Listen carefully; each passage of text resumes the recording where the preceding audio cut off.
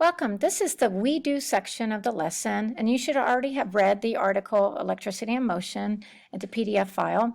Now I want to show you how we're going to use the Nearpod. And the first thing we're going to do is we're going to number our paragraphs. The second paragraph, so we got 2 paragraphs. And then I can use the highlighter if I want. Electricity and Motion. And now, just pretending like we haven't read it yet, I know that I'm going to have to remember to underline as I'm reading to go over parts of the text. So I'm going to read the first paragraph, and so I'm noticing right away that something's going on. You're pretty familiar what electricity can do. You can flip a switch and a light bulb glows. You can push a button and a fan whirls to life. Turning on electricity oven makes it heat up.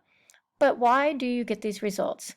What do a glowing light bulb, a spinning fan, and a hot oven have in common?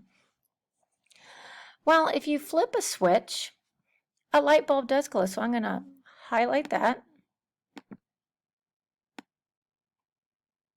Whoops. I think I'm going to take that off because I can't see it, so I'm going to use highlight. There we go. There we go. Also, I'm going to use a highlighter to the next one. You push a button and a fan whirls to life. And turning on an oven helps it heat up. Now I'm going to look at these questions, but what do you get these results? What do a glowing light bulb, a spinning fan, and a hot oven have in common?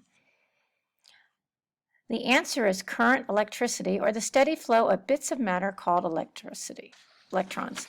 You can't see electrons. They're so small that even the best microscopes won't show you one to you. But while electrons aren't visible, you can see the effects of their motion. Light bulbs, fans, and ovens, and all of these work because you've never let the electrons flow. So the answer of the beginning is current electricity, or the steady flow of bits called electrons. Bits of matter called electrons. And the last sentence is very important because it says that all of these work because you have to let the electrons flow.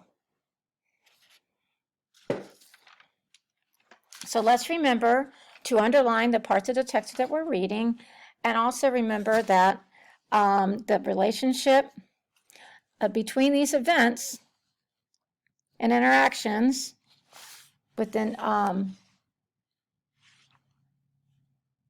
So let's remember that when we think about relationship in the text, we're thinking about 2 or more details that are connected, like problem solution or process or cause and effect.